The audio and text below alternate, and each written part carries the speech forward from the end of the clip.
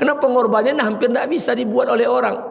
Sama dengan tahajud. Bapak ibu, tahajud bukan 2 rakaatnya, bukan 4 rakaatnya, tapi di saat orang tengah malam tidur bermaksiat dan sebagainya, ibu bangun bentangkan sejadah, ambil wudu, bermunajat kepada Allah. Ibu berhadap kepada Allah di tengah-tengah orang yang dalam keadaan lupa kepada Allah. Maka pengorbanan itu yang akan dinilai oleh Allah. Makanya besar keutamaannya. Maka cinta itu akan diwujudkan dengan pengorbanan. Kalau ada orang yang buat pengorbanan tapi tidak, kalau ada orang yang ingin mengharapkan keimanan tapi tidak mau buat pengorbanan, maka keimanan mereka itu tidak akan wujud dalam kehidupan mereka. Maka belajar kita buat pengorbanan, dan itu pun nanti beberapa hari ke depan kita juga akan mencontoh pengorbanan-pengorbanan para nabi terdahulu. Kalau nabi terdahulu menyembelih anaknya, kita akan melakukan penyembelihan hewan kurban. Kita belajar untuk berkurban. Saya mau tanya, Pak, di masjid ini lebarannya ikut pemerintah hari Kamis atau hari Rabu? Yang hari Rabu sholatnya angkat tangan, Pak. Angkat tangan saja yang hari Rabu. 1, 2, 3, ompek. Menoleh, Pak. Ompeknya atau yang lainnya pura-pura ndak angkat tangan. Nah, baik, Bapak yang mau sholat hari Rabu silakan. Yang mau sholat hari Kamis boleh. Kalau hari Rabu berarti wukufnya hari Selasa.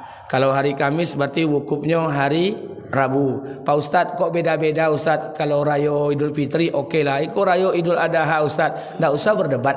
Kalau sama-sama ndak paham kok ontok je lah. Dan tidak usah berdebat, karena kalau berdebat beku bertumbuh awak. Kami, Bu, duduk-duduk di kampus dengan kawan-kawan berselisih juga. Cuman kalau diteruskan perselisihan ujungnya bertumbuh. Pak Ustadz, di mana letak perbedaan? Ambo tanya ke ibu. Ibu masak bareh solo, bareh kurik kusui. Cik masak pakai magicom, cik masak pakai kayu api. Rasanya beda atau enggak? Beda atau enggak? Beda. Kok beda Rayo, Bo? Iyalah, cara mengitungnya beda, tentu hasilnya beda. Cik menghitung, cik melihat bulan pakai hitungan hisab, dan cik le pakai ru'yat menengok-nengok, tentu beda. Jadi dari sana saja kita pahami saja, li ta'arufu, saling memahami sajalah, Pak. Tidak usah berbeda-beda. Karena kalau di peturuan beko Pak berdebat kita, yang mana yang benar Ustaz? Masa tidak ada yang benar? Semuanya benar. Hari Kamis benar menurut pemerintah, hari Rabu benar menurut Muhammadiyah. Selesai. Tidak usah dipeturutkan, karena kalau dipeturutkan bertumbuh awak. Karena saya semalam di masjid mana tadi malam? Tadi malam saya di masjid, saya sampaikan Masjid Al-Fatihah. Masjid Al-Fatihah di jalan di jalan Bukit Barisan. Bertanya jemaah, Pak Ustaz, yang mana yang betul Ustaz? Mestinya ada betul Ustaz. Bulan yang ditengok itu kan ciyeknya Ustaz. Ngapa lu payah lu menengoknya? Pak Ustaz, kalau raya Idul Fitri oke lah Ustaz. Tapi kalau raya haji ini ukurannya wukuf. Bila orang wukuf di Mekah Ustaz? Selasa, Rabu sembahyang. Ambo tanya, perintah puasa 9 tahun sebelum Nabi wafat. Ketika Nabi berpuasa, apakah Nabi sudah lebaran Idul Fitri? Sudah. Apakah Nabi sudah lebaran Idul Adha? Sudah. Perintah haji belum turun, wukuf belum ada. Raya haji itu bukan ukuran wukuf, raya haji itu 10 Zulhijjah. Kalau diperdebatkan, 2. Pak Ustaz, ukurannya wukuf. Kalau nengok bulan, oke lah Idul Fitri. Tapi kalau untuk raya haji, ukurannya Mekah. Saya mau tanya, Pak, Mekah itu jarak hanya kita berapa jam? 4 jam. Kalau di situ jam 5, di Mekah jam berapa? 1.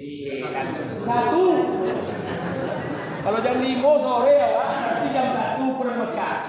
Nah, awak menengok bulan jam 5 sore, ulun sampai 3 derajat leh. Di Mekah baru jam 1.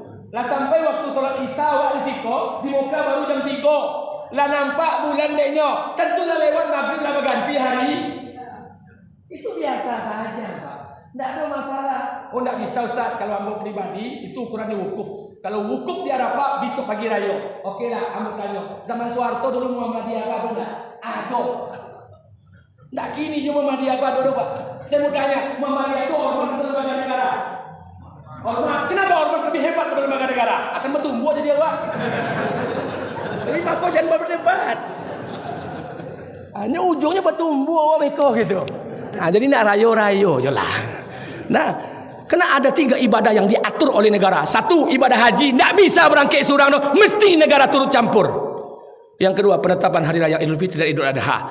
Itu mesti ada intervensi negara. Ustaz ikut yang mana? Saya ikut Kamis. Kenapa? Cari level aman.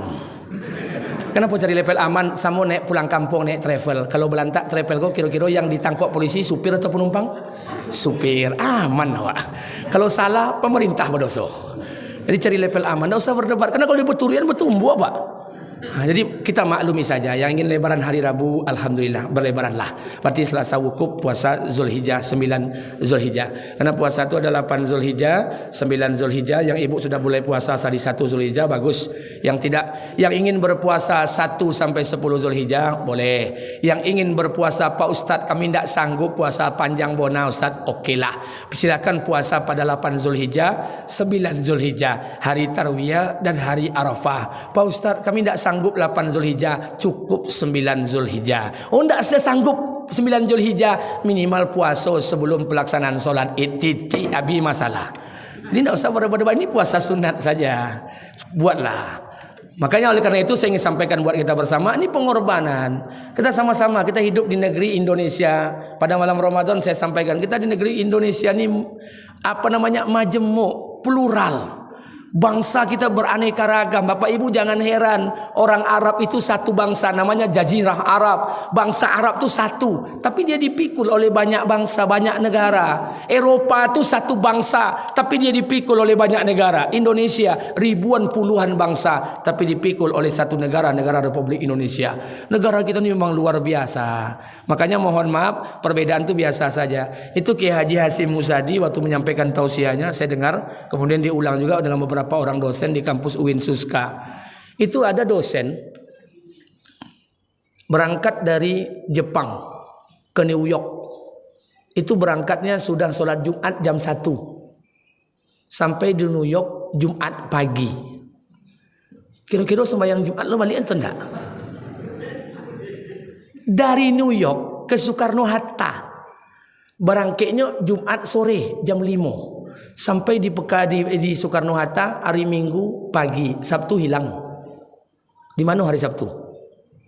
Jadi itu biasa saja nengok putaran bumi ini. Jadi makanya mohon maaf, kita tidak usah terlalu mengentalkan perbedaan yang ada. Maka sekali lagi yang paling penting itu li ta'arufu, kita saling memahami saja. Sudahlah, kalau pemerintah memakai ru'yat nentukannya hari Kamis, kita berlebaran Kamis, berarti hari Rabu kita wukuf di Arafah, bukan wukuf di Arafah, puasa 9 Arafah. Sedangkan kalau hari Rabu kita berlebaran berarti 9 Arafah, hari Arafahnya adalah hari Selasa. Kalau seperti ini orang-orang Islam Pak, tidak ada lagi perdebatan di antara kita. Kita nikmati saja. Ada tempat-tempat solat yang hari Rabu laksanakan mudah-mudahan. Karena hari ini hari Ahad, besok Senin, berarti Senin sudah 8 Zulhijjah. Berarti 8 Zulhijjah ini hari apa namanya? Tarwiyah. 9 Zulhijjah Arafah, 10 Zulhijjah hari Raya. Dia namanya ada 8 Zulhijjah Tarwiyah, 9 Zulhijjah Arafah, 10 Zulhijjah Yaumun Nahar, hari penyembelihan. Namanya 10 Zulhijjah itu hari nahar, 11, 12, 13 namanya hari tasyrik. Semuanya ada. Maka oleh karena itu kita belajar tuh buat pengorbanan. Sekarang saya ingin tahu dulu Bu, angkat tangan jamaah kita yang pada kesempatan tahun ini sampai subuh ini belum mendaftar jadi peserta korban. Angkat tangan. Tidak apa-apa, kita doakan mudah-mudahan dalam beberapa hari ini ada rezeki bisa jadi peserta korban. Angkat tangan, jujur saja. Jangan sombong, udah miskin sombong pula lagi. Nah, angkat tangan, kita mau doakan. 1, 2. Yang perempuan 2, 1, 2. Oke, yang laki-laki Pak, yang belum terdaftar 3, 4, 5, 6, 7, 8, 9, 10. Letaklah 10 orang. Saya mau tanya Pak, apa masalah belum bisa menjadi daftar peserta korban? Piti. Dengan saya tidak ada urusan Pak. Kalau dengan saya tidak ada urusan uang. Nah, suatu ketika Nabi SAW datangi satu orang sahabat yang sangat miskin. Tidak ada uangnya, tidak ada hartanya. Dia punya satu hartanya cuma kambing ketek kuru ini. Satu itu cuma hartanya. Kemudian dia menghadap Nabi. Apa katanya? Ya Rasulullah, saya ini hanya punya satu kambing ya Rasulullah. Harta saya ini, kambing itulah harta saya ini. Kalau saya korbankan, tidak ada lagi harta saya.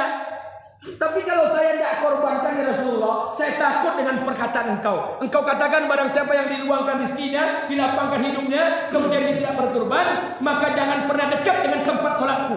Saya takut dengan perkataan itu.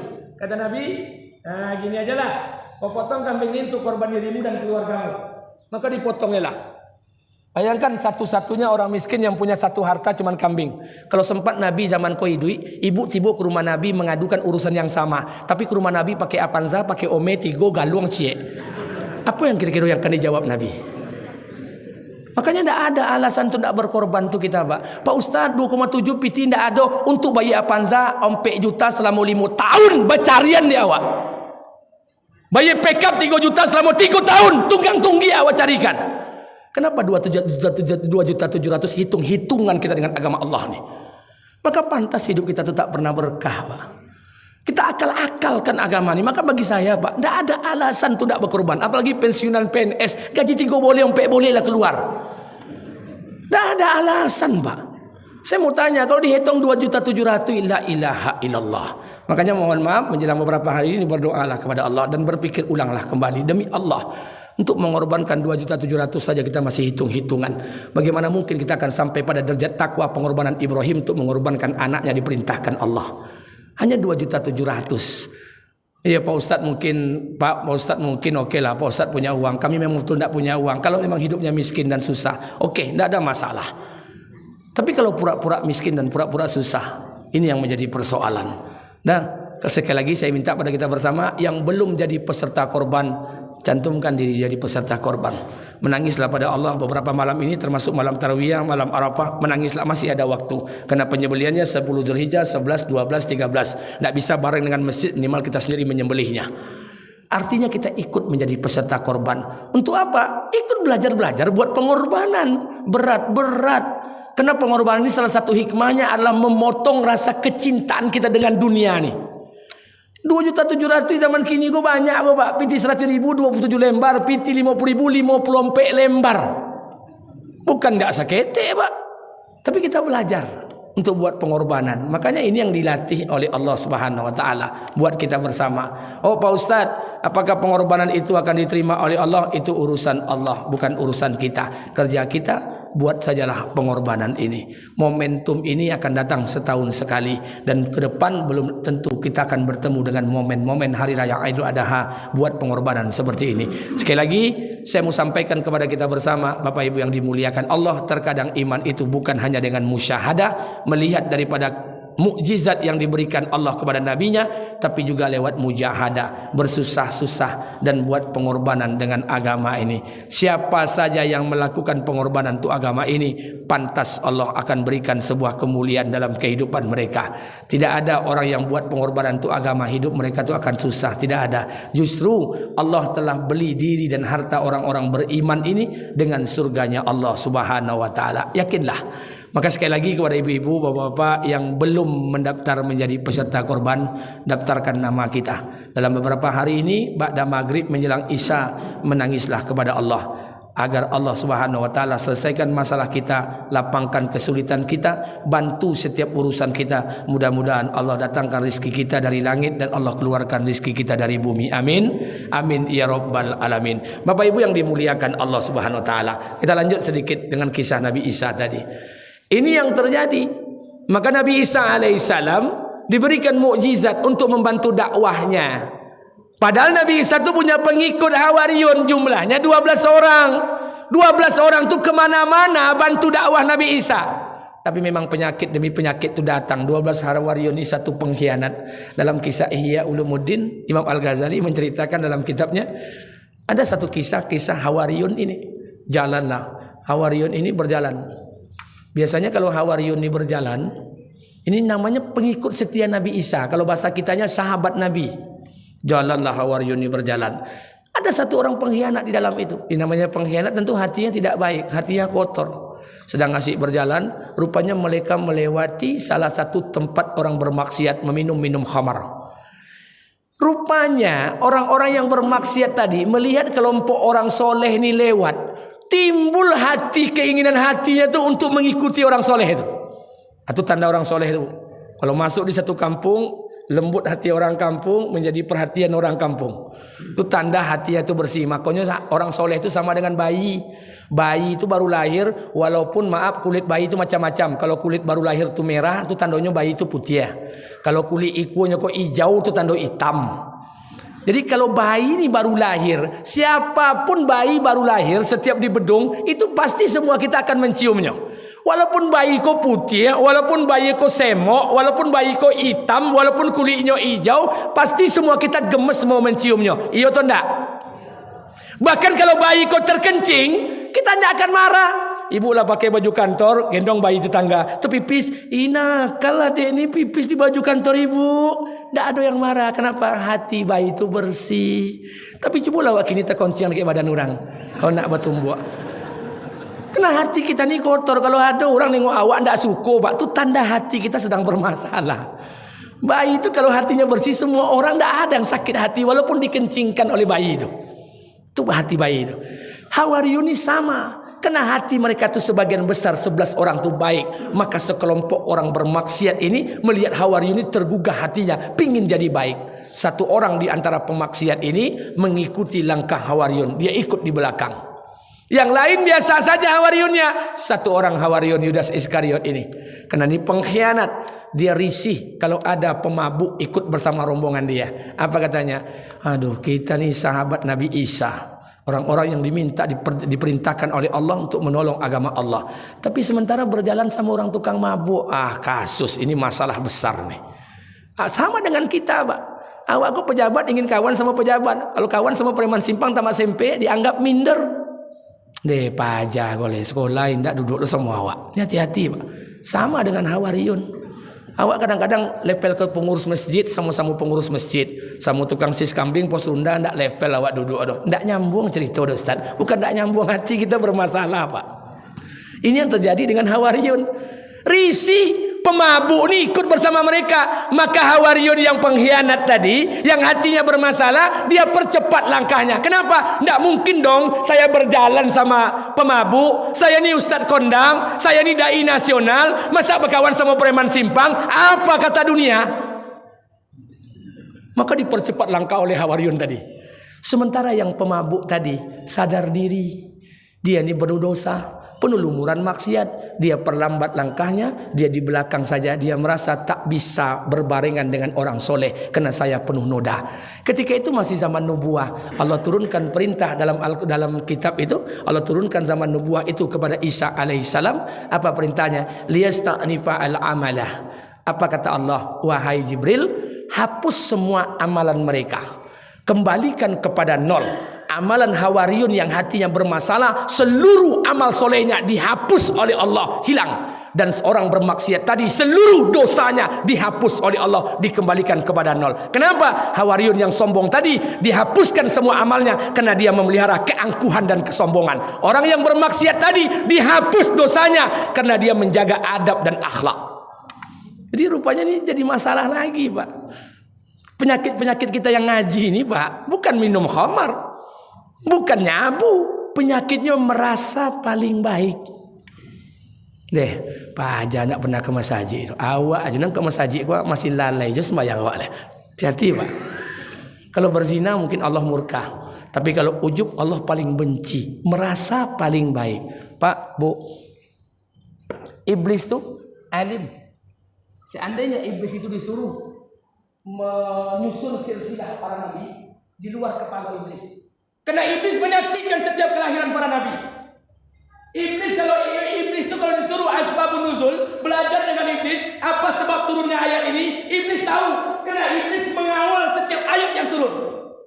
Iblis kalau ditanya asbabul wurud, apa sebabnya hadis ini turun, dia tahu.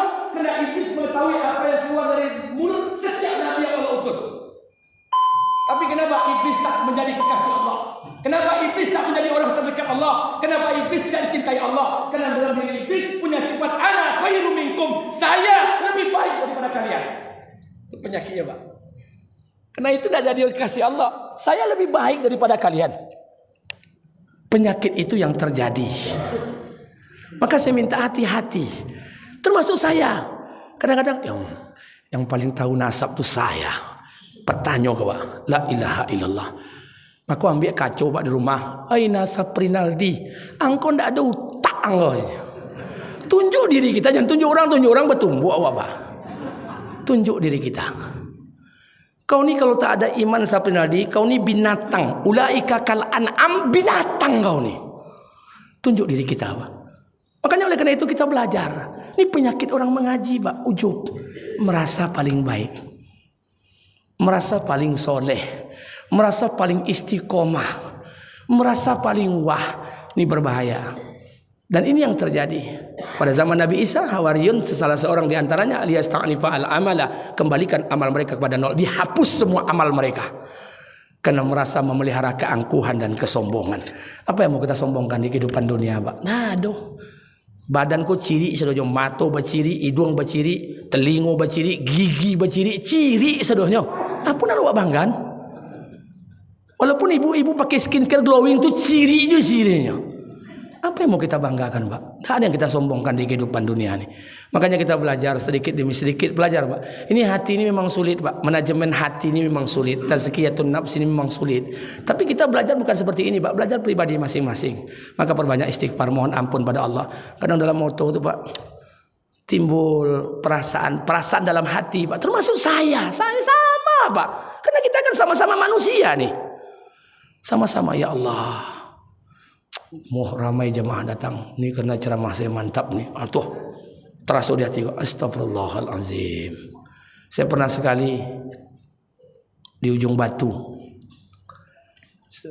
Hampir 8 tahun saya di Ujung Batu. Setiap GSSB, gerakan salat subuh berjamaah, itu 1.500, 1.700 orang ramai.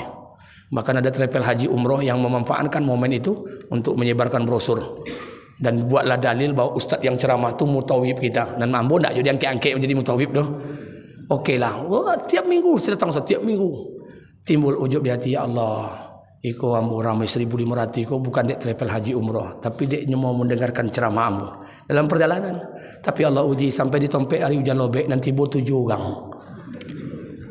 Baru saya menangis. Itu hebatnya Allah. Kita tak bisa buat apa-apa. Makanya belajar untuk introspeksi pak. Iblis tidak menjadi orang dekat dengan Allah karena punya sifat satu saja. Ana khairu minkum, saya lebih baik daripada kalian. Karena sifat inilah yang membuat iblis terlaknat oleh Allah Subhanahu wa taala. Maka kita belajar sedikit demi sedikit untuk memperbaiki diri kita ini, walaupun nanti pada akhirnya kita belum bisa sempurna sebagaimana Allah inginkan. Mudah-mudahan di balik ketidakmampuan kita menyempurnakan diri ini, Allah yang akan sempurnakan kehidupan kita ini. Amin. Amin ya rabbal alamin. Ini mungkin yang dapat saya sampaikan. Sebelum saya tutup, saya minum sebentar, saya berikan kesempatan kalau ada yang mau ditanyakan, saya persilakan dengan segala hormat. Silakan.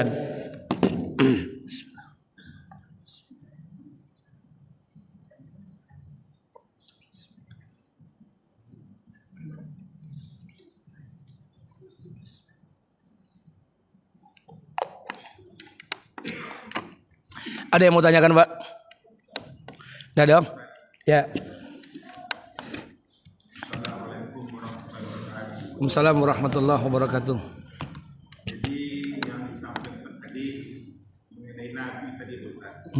Ya. Nabi-nabi ini kan diberi seperti Nabi Muhammad, Al-Quran, dan Nabi Isa, Injil. Jadi kehidupan pada Nabi Isa termasuk Injil, kira-kira pengikutnya apakah dapat surga? Padahal mereka itu pada zaman sekarang kan sudah ada Al-Quran. Mereka itu sebagian masih ngikut itu. Apakah sah? Kira-kira bagaimana kira-kira? Terima kasih. Baik. Makanya kita kalau lihat sejarah, isi bumi ini yang mendominasi itu 3 agama. Agama Samawi maksudnya. Kita tidak bicara agama Ardi, Buddha, Hindu, tidak. Agama Samawi. Agama Samawi itu agama dari langit. Nabinya diutus oleh Allah, kitab suci dari langit. Pertama Musa diberikan Taurat, kemudian Isa diberikan Injil. Zabur diberikan kepada Daud.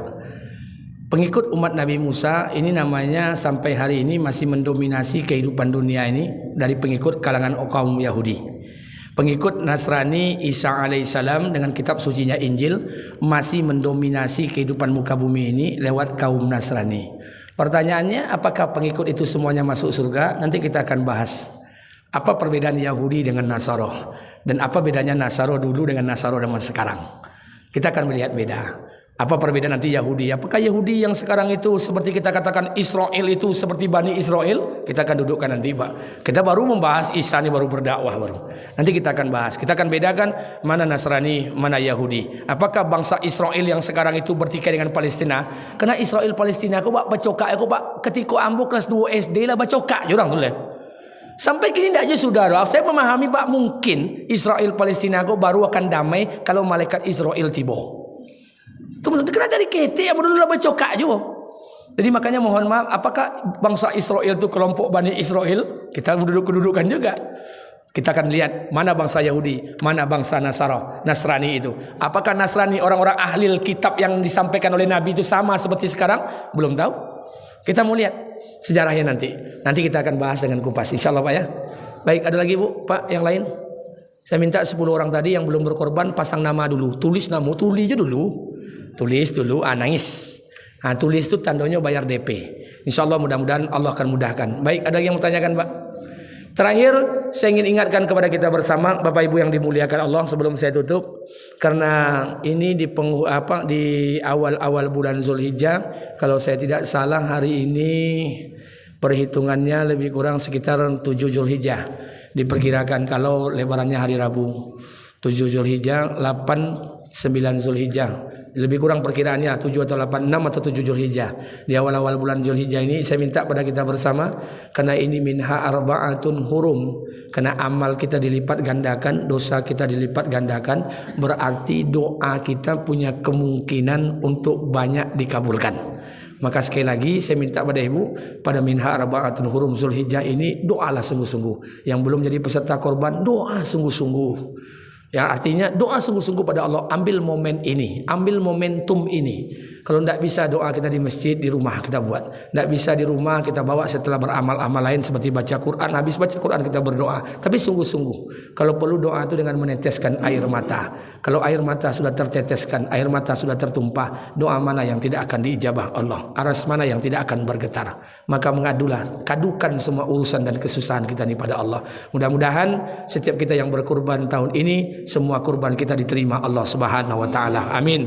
Dan mudah-mudahan seluruh jamaah haji yang berangkat pada tahun ini, dan insya Allah mudah-mudahan tahun ini seluruhnya yang berangkat pulang menjadi haji yang mabrur dan mabrurah. 2 hari yang lalu, sudah hampir 3 malam ini, saya ditelepon oleh salah satu pimpinan kloter jamaah haji di Mekah menyampaikan kondisi jamaah. Ada satu jamaah yang tiap hari gilo bacokak aja. Sampai-sampai tidak ada yang mau kawan satu kamar dengan ini. Bacokak tiap hari. Yang menelpon saya itu lawan bacokaknya asyik menangis terus. Pak Ustaz, kenapa dia menelpon saya? Karena saya kenal sama orang yang membuat masalah nih. Saya bilang gini aja lah Pak, kalau memang tidak selesainya tinggal di kota Mekah tuh saya bilang. Gara-gara satu orang rusak 400 orang saya bilang. Ya tiap hari pokoknya pintu terbuka sakit masalah, air tertumpah sakit masalah, keluarlah seluruh nama binatang sekebun binatang dalam kamar tuh. Jadi saya bilang, ya memang itu ujian jamaah, wajar saja. Jangan dikira kita 1 hari, 2 hari, 3 hari masih bisa jaim, 40 hari, 40 malam sekamar Pak. Itu nampak tabiat semuanya Pak, nampak. Kalau 3 hari baru kenal apa kabar Bu Yuli, Bu Wati, itu masih jaim Pak. Tapi lah 40 hari lah nampak Pak, bantu elok rupa kiki, bantu elok rupa muncung berciri, nampak. 40 hari sekamar.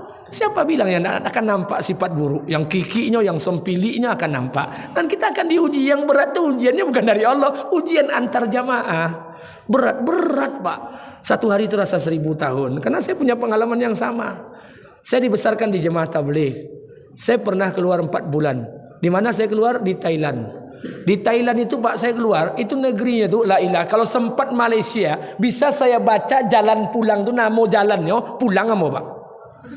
Kena ambo pimpinannya 7 boleh orang jamaah ambo bawa ke Thailand.